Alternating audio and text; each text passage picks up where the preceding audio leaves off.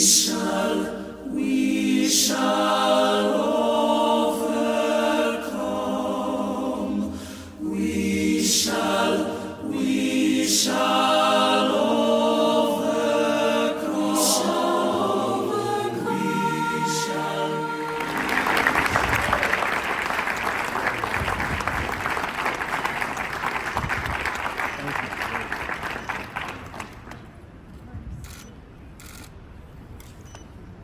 Yeah, when I was first elected, I wanted to try to do something a little different. We never had an MLK breakfast, and so that's kind of the gist of it. It started 17 years ago and at the rec center. And that first year I was worried nobody'd show up, but now, you know, we have it here at the Civic Center, and we'll have several hundred people today. Growing up, do you remember your dad, Coach Roberts, talking about Dr. King and his influence? Yeah, I mean, you know, and he was a history buff, and so he talked a lot about history. He grew up in Nashville, Tennessee, and that was kind of sort of the start of the civil rights movement. You know, a lot of people think Memphis, and you know, but yeah, Nashville, Tennessee had a lot of sit-ins and so forth, and he was there, so he kind of experienced it. And your dad, there are a lot of milestones from your dad in the civil rights movement here locally, right? Oh, for sure. If we don't know him, remind some of the things your dad did. Well, you know, he was a coach at Westside High School before integration, and so he stemmed he was at the forefront of segregation and integration of schools, and I think people like Bowen Wakefield, the leaders of the time, made that transition a little bit better in regards to just how we integrated. And what do we still need to do? I know things are probably somewhat better. What still needs to be done to realize Dr. King's dream? Well, you know, I mean, the society is always changing in both its attitudes and values, and I think we have to make sure that we read and you study and you ask questions, and you know, you kind of form your own beliefs, but you always have to be open-minded, you know, and not be so steadfast in your beliefs. And so I think, you know, that's part of it, is just having dialogue and still being the beloved community, what King wanted. This has become a tradition here. What kind of feedback have you gotten from the community leaders and elected officials about this event? Well, we'll see a lot of our community leaders and our elected officials here today, and we'll see our everyday citizens. You know, it's supported by several organizations: the city, the county, ANMED, Anderson University, Duke Energy, and so it has a corporate feel for it, but it also is bringing people together. I think an event of this nature helps bring the community together, and I think that you're able to come in, honor Dr. Martin Luther King's legacy. You can actually see the things that have been put in place that they had a huge hand in doing, and I think it's I'd like to congratulate Mayor Roberts for always sponsoring this. I think that you and I was talking, it's 17 years now, so I think it's a good event to bring people together and celebrate the diversity of Anderson County and celebrate how our community joins hands and works together. From what I've read and I've seen, you know, Dr. King was able to bring issues to the forefront and create awareness without all the conflict and violence. He was a nonviolent. The things and the dreams that he had, you're starting to see transpire. I think in the world today, we still have a long way to go, and I don't think it gets just to now as much as I think there's a lot more issues other than color now, and there's a lot of things coming to the forefront, and I think Dr. King's base was a base that you can actually build on, and it can transpire or cross other lines into other areas and other topics, and just glad to be here and support the mayor and celebrate this day. Thank you. Yeah, I mean, I think I love this event. It's one of my favorite ones of the year, actually. It brings everybody together. It brings Anderson, the community together.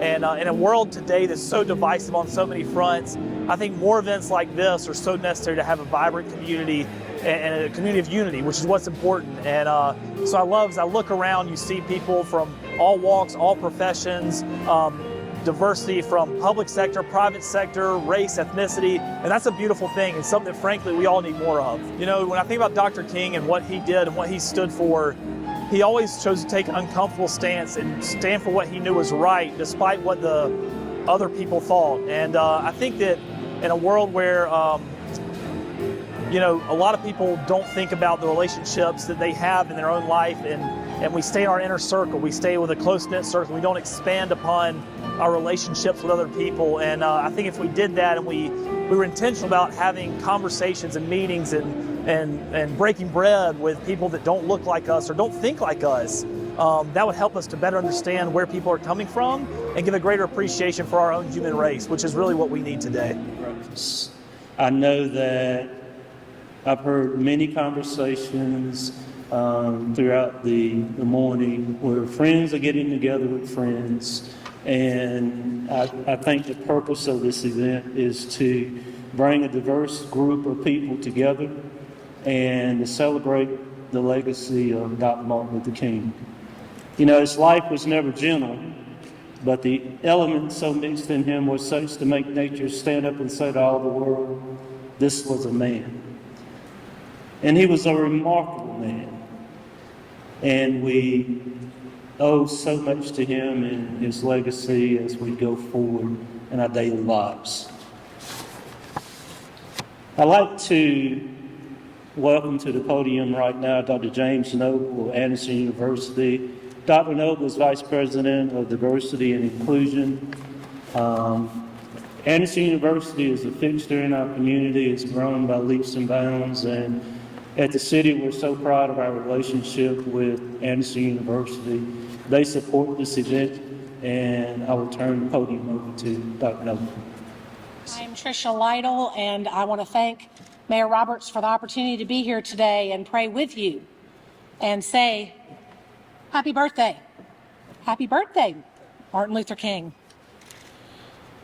Lewis Baldwin compiled a book of King's prayers, and he described him as a man who had a deep spiritual hunger, a man who was a spiritual searcher and took seriously the sacred imperative to live and pray, and a man who followed the prophet Isaiah, always looking to be a light unto other people.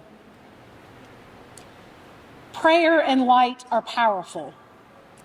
Light because we know that absolutely nothing can put out light. Amen?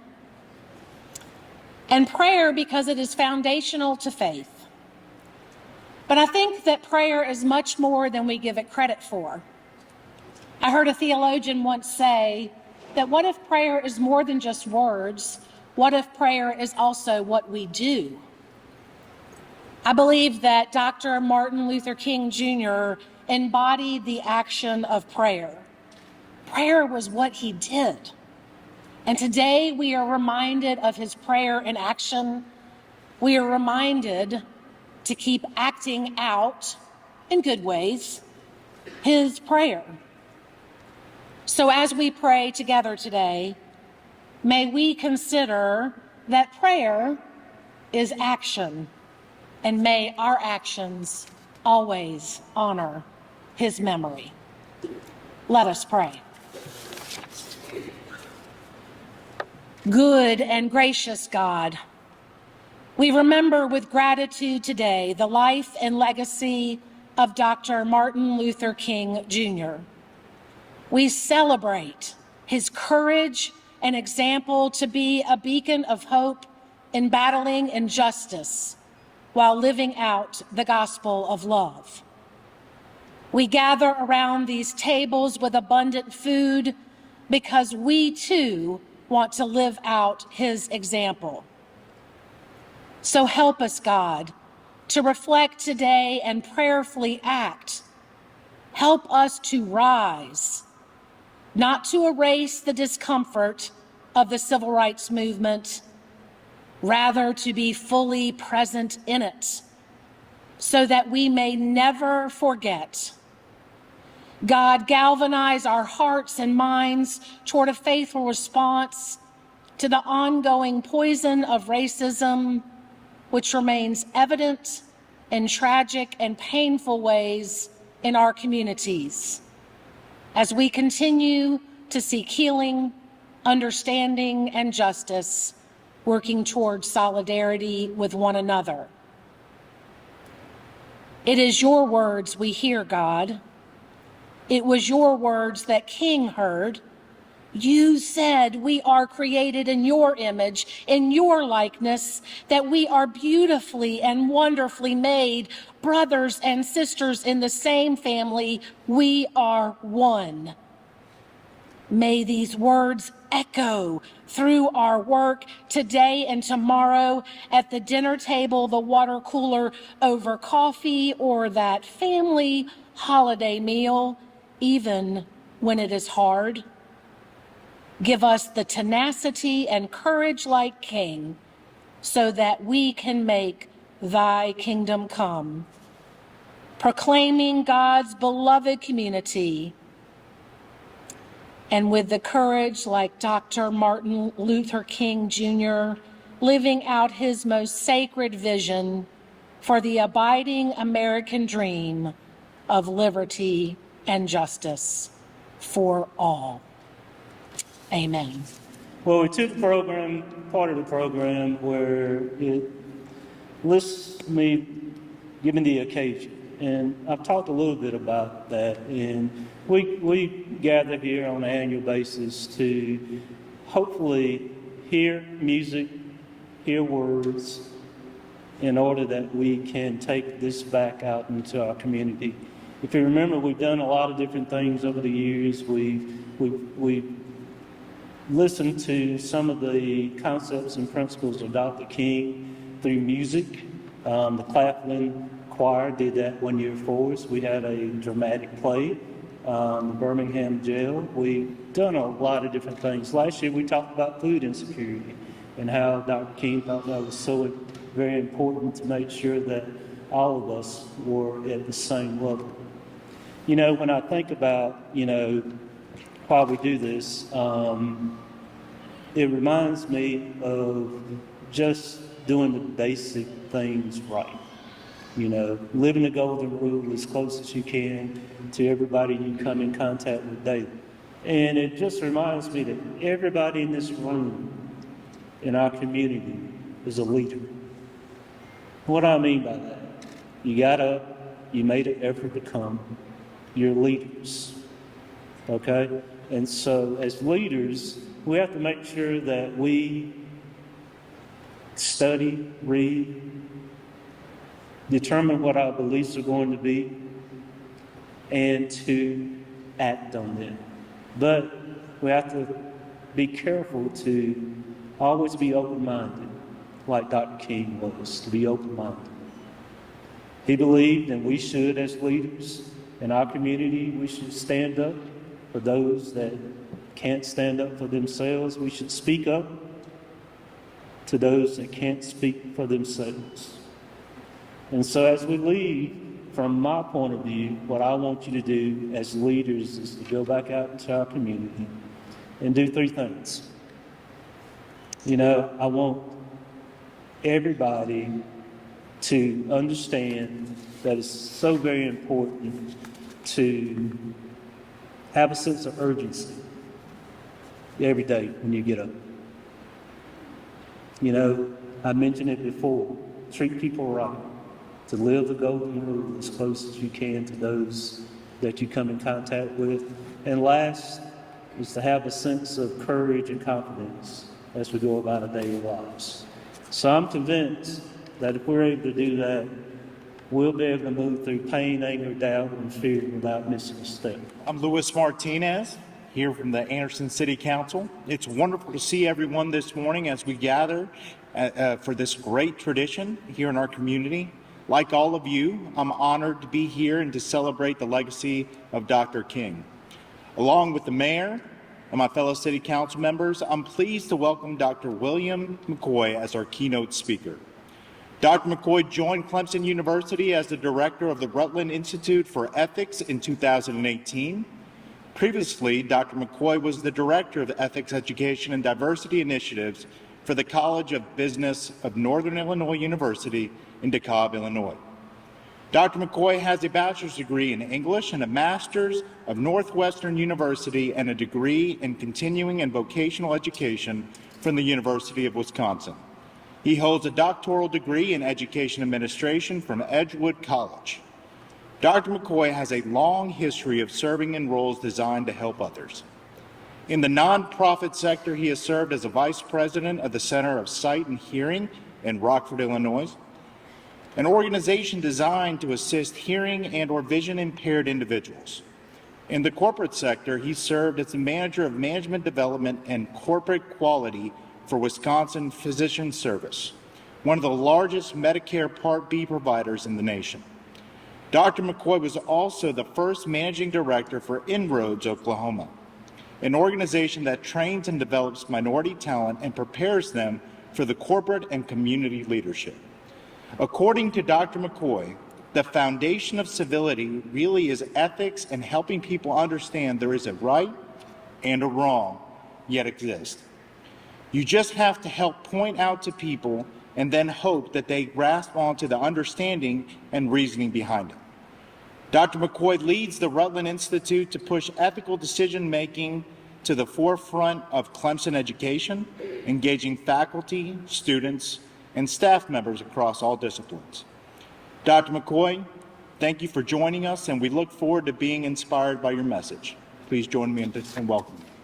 It is my pleasure and privilege to be with the city of Anderson and its many friends and admirers from across the region. A special thank you to Mayor Terence Roberts and the City of Anderson council members who so graciously extended an invitation for me to be with you this morning. And I also acknowledge my colleagues that are present to help celebrate what has become an invaluable tradition, the recognition of a man who led selflessly and is destined to change the very fiber of our country. The theme for this event that encapsulates the words of justice, peace, reconciliation, unity, and civility.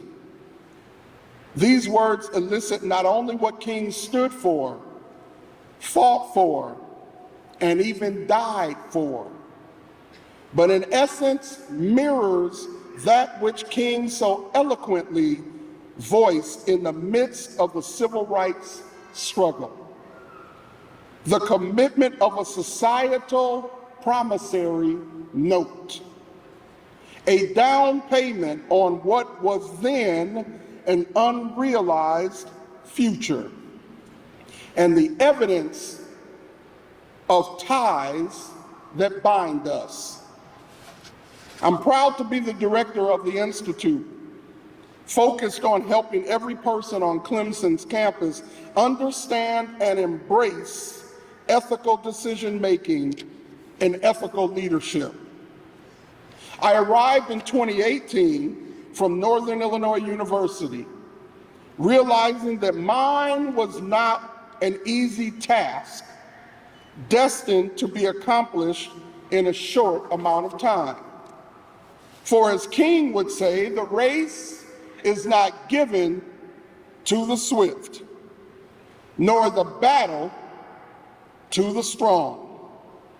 So I realized that it is my job to endure to the end and perpetuate success when and where I am.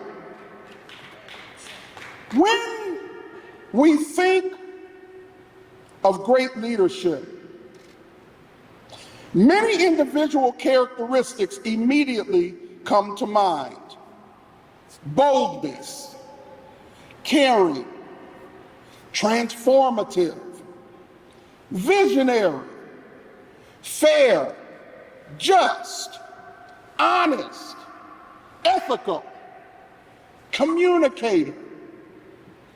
For these characteristics to be more than talking points, great leaders must learn how to walk the talk.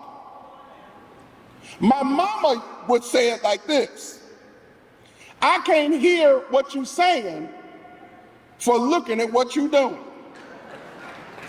Simply put, we must become the change that we wish to see in the world. But that is more easily said than done. Life has a way of strewing stumbling blocks in our way, causing us to alter or delineate the best laid plans of mice and men. Every one of us in this room, when we look back through the telescope of time, plainly sees the path so carefully planned to attain our goals, our destinies, and our futures. But just as we see the planned pathway, we also observe the alternate and unintended side paths that we had to create in order to complete the journey. And those were journeys that would, if we kept on the same path, would cause abandonment and utter destruction. You see, whether we realize it or not, each of these intersections of life, where our idyllic and intended path crosses the reality of our imperfect and unintended path, places us in a bit of a conundrum. Think about that.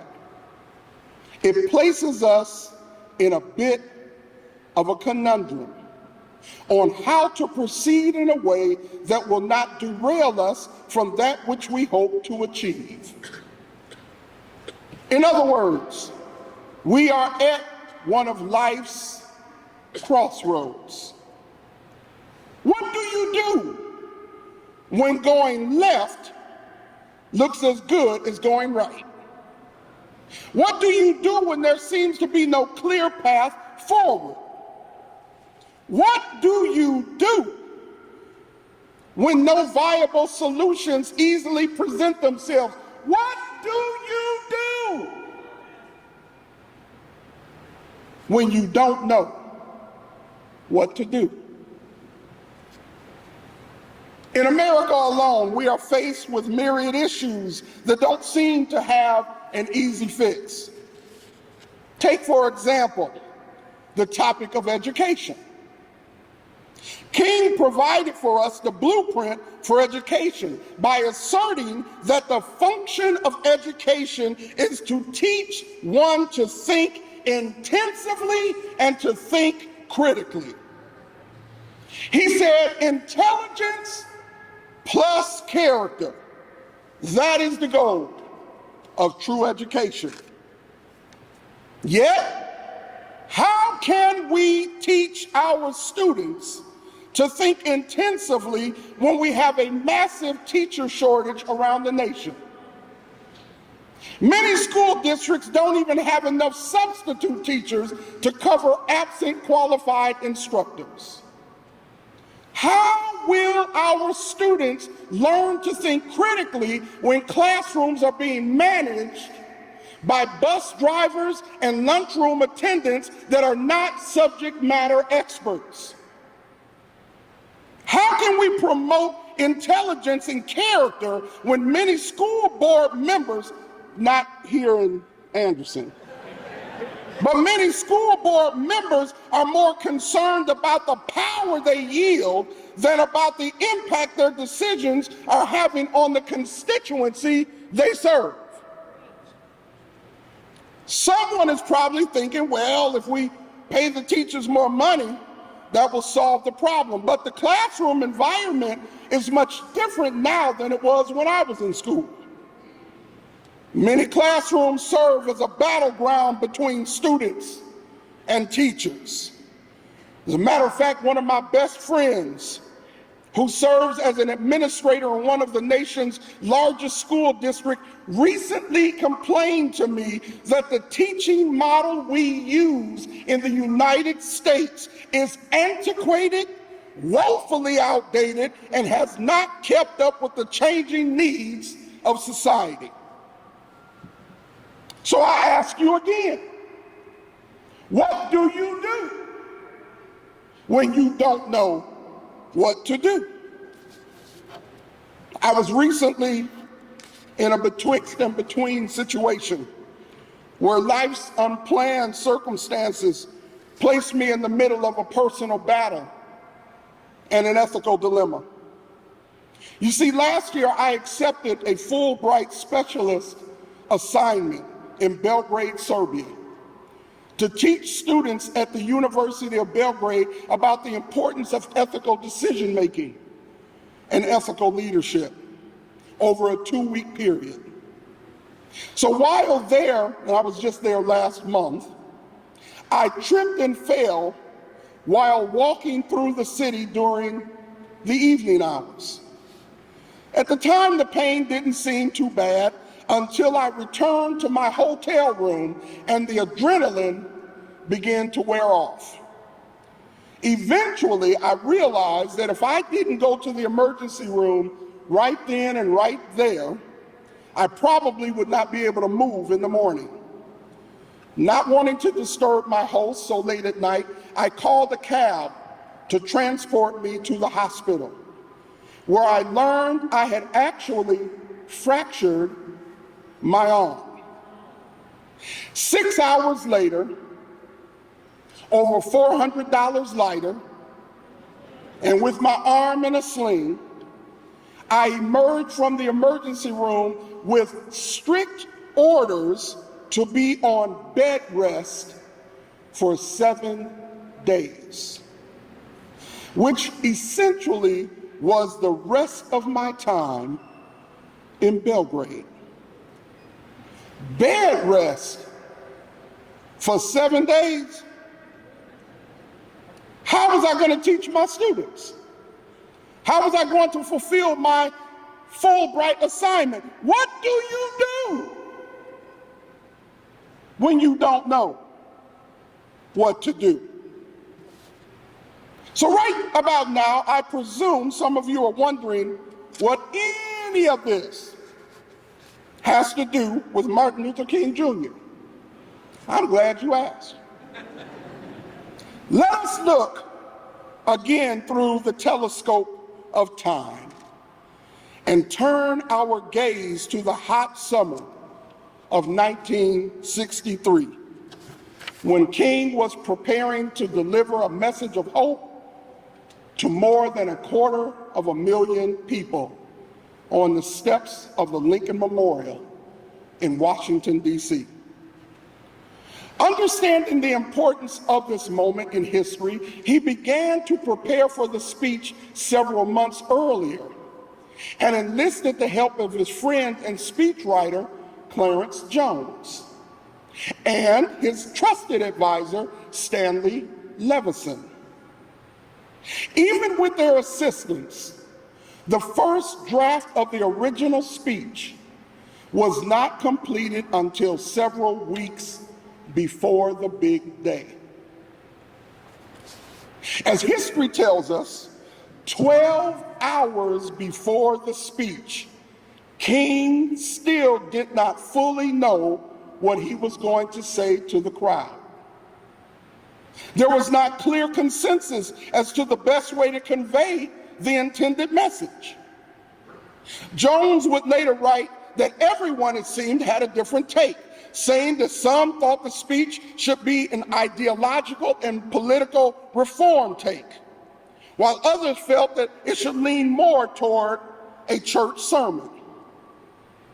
King asked Jones to develop an outline, and when the group met again to talk about the outline, an argument ensued about all the information that was missing from the document and from the outline. What do you do when you don't know what to do? It is here that King provided the first of several answers to this question.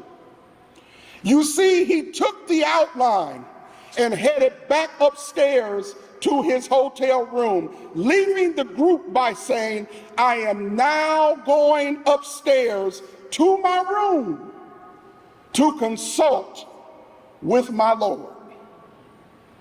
What do you do when you don't know what to do? King has taught us answer number one. Center yourself spiritually so that you are not held captive by outside and disruptive noise. For some of us, this means prayer. For some, it means meditation. For some, it means just taking a quiet walk in the park. In whatever way you do it, grant yourself some time alone to get in touch with who you are mentally, physically, and spiritually. The next day, when King ascended the podium, Jones noted that no one knew exactly what King was going to say. He started the speech with the outline verbiage Jones had written. But since Jones had not actually written a full speech, all the aides close to him were perplexed as to what direction this speech was going to take. It is here that we find King's second solution to the question, what do you do when you don't know what to do? What is solution two? Surround yourself with people that will help you and not hinder you. I can't hear nobody. The role of King's advisors was to get him help and to help him get his message out in the most effective way possible. Jones and Levison provided King with the best they had, which was just enough to get him started. So, there we have it. King was only an outline of his potential speech. Standing in front of 250,000+ people, anxiously awaiting words of wisdom from who some dubbed as a modern-day Moses. But he didn't have enough written substance to carry the expectant crowd to the pinnacle of oratory heights. So it is here that we find the last answer to our question. For King did what all of us do when we are at a crossroads. He paused. Again, I ask, what do you do when the way forward is not clear? When going right looks to yield the same results as going left? What do you do when you don't know what to do? Answer number 3 is simple. Keep somebody around you that understands and nourishes your vision, your aspirations, and your dreams. King had a special someone like that who he would utilize in just such occasions. And when she understood his pause to mean more than the time necessary to take a breath, she rode the wings of encouragement just long enough to catch King's attention, and she shouted at him, "Tell him about the dream, Martin. Tell him about the dream." Breaching the walls of befuddlement, the great gospel songstress Mahalia Jackson pierced through the fog of King's mental anguish and set him on a path of visionary and moral clarity. As told by Jones, King pushed his notes to the left and grabbed the lectern in a fashion greatly understood by every preacher in here. Extemporaneously and spontaneously, King began to share a powerful message that until this time had only been talked about sparingly with smaller crowds. We yet hear his powerful voice through the annals of time. I say to you today, my friends, even though we face the difficulties of today and tomorrow, I still have a dream. It is a dream deeply rooted in the American dream. I have a dream that one day this nation will rise up, live out the true meaning of its creed. We hold these truths to be self-evident that all men are created equal. So as I look toward the close of my presentation, I understand that we have made significant strides in our society towards justice, reconciliation, and peace. I have only to look at my own neighborhood in the subdivision in the city of Liberty and recognize the ability to be different and yet coexist with respect and civility. I can wave at neighbors who display relics of ideological differences on their property, and we can coexist and we can respect each other. I can sit in the dining room of one of my neighbors who is diametrically opposed to my political views, and we can end our time together expressing our genuine appreciation for each other. I can see a number of mixed-race couples with biracial children in our subdivision appreciating the peace of living in a place that is accepting and friendly. Several same-sex couples exist in our neighborhood, and everyone lives in harmony.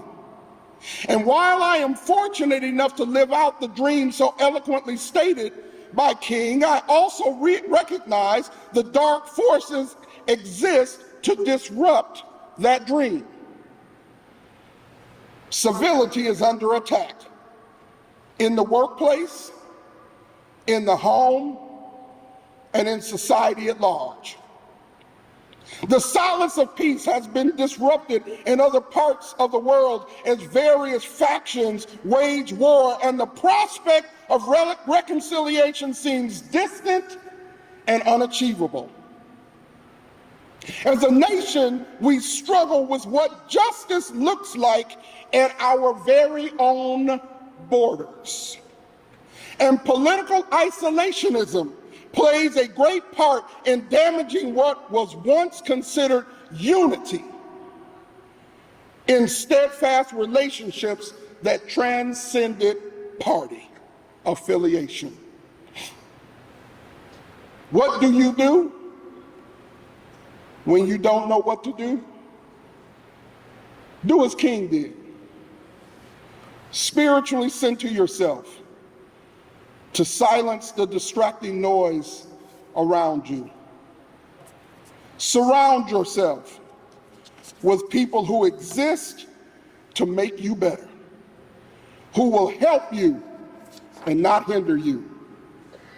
And finally, keep a special person like Mahalia Jackson near you, someone who nourishes your dreams and aspirations and will remind you of it when you need it the most. It worked for King, and it will surely work for you. Thank you for this time to celebrate a man worthy of emulation. Let us continue to perpetuate King's dream so that it becomes our reality. Go Tigers.